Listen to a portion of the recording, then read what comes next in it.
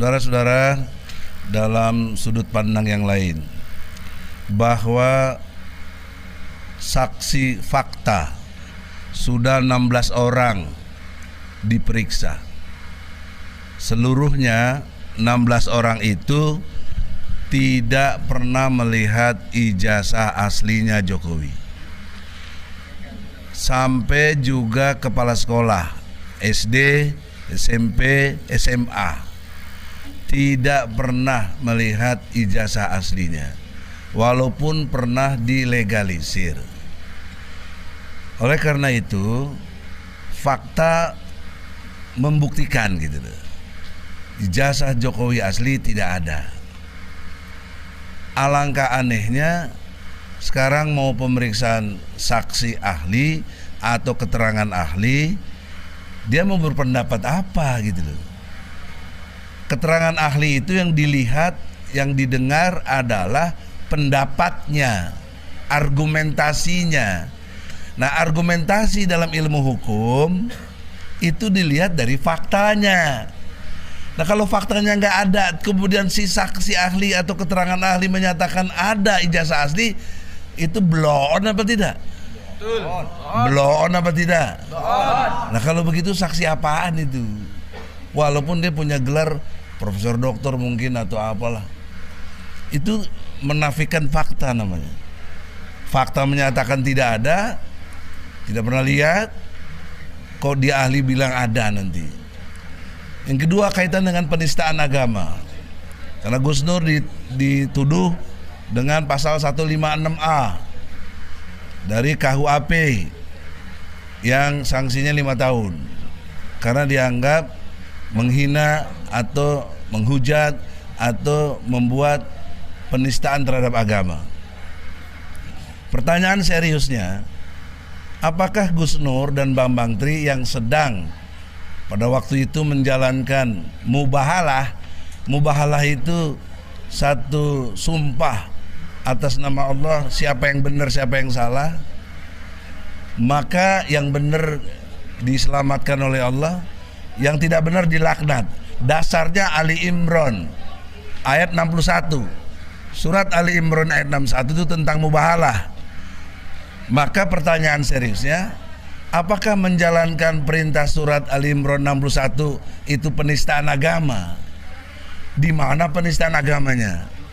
Itu juga perlu semua hadirin tahu, sehingga nanti tidak ada alasan bagi hakim apa yang dia mau putuskan jika kaitannya dengan fakta aslinya tidak ada, kemudian penistaan agamanya juga tidak ada, kebohongannya juga tidak ada.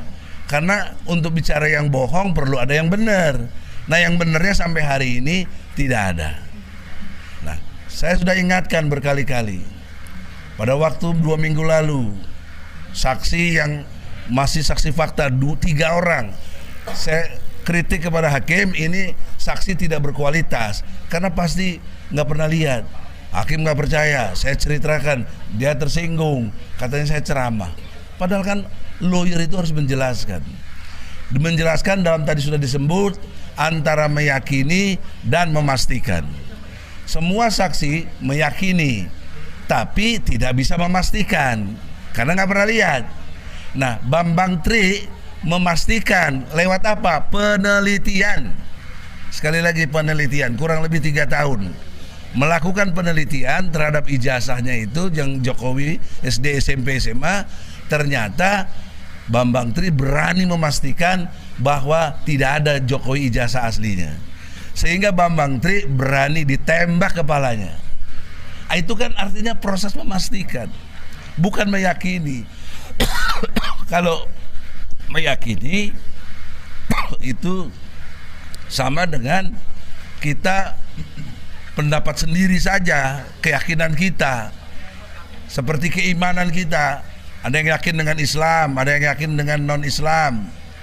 Kan gak bisa kita gugat karena itu urusannya subjektif. Jadi bagaimana yang subjektif bisa mengalahkan yang objektif? Bambang Tri objektif lewat penelitian. Yang yakin dengan Islam, ada yang yakin dengan non-Islam. Kan gak bisa kita gugat karena itu urusannya subjektif. Jadi bagaimana yang subjektif bisa mengalahkan yang objektif? Bambang Tri objektif lewat penelitian, lewat survei dan lain sebagainya. Nah, ini yang harus diingat oleh hakim. Nanti anehnya, kami ini pernah membela Gus Nur tahun lalu, ya, tahun 2001 malah, ya, 2 tahun lalu.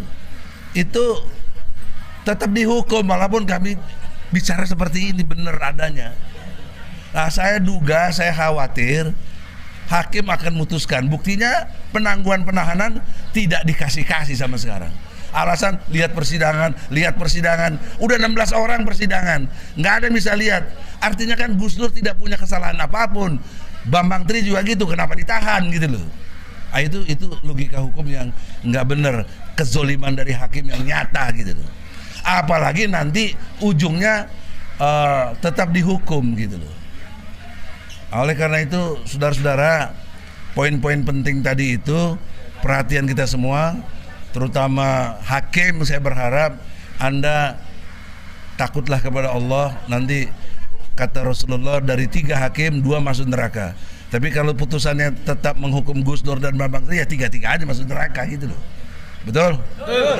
Oleh karena itu, semua yang mengawal di sini, kita kalau nanti takdirnya dikalahkan, kita tidak bisa berbuat banyak kecuali kita yang berani, yang mau, ya, kita lakukan pengadilan rakyat. Semoga Allah ridho. Assalamualaikum warahmatullahi wabarakatuh.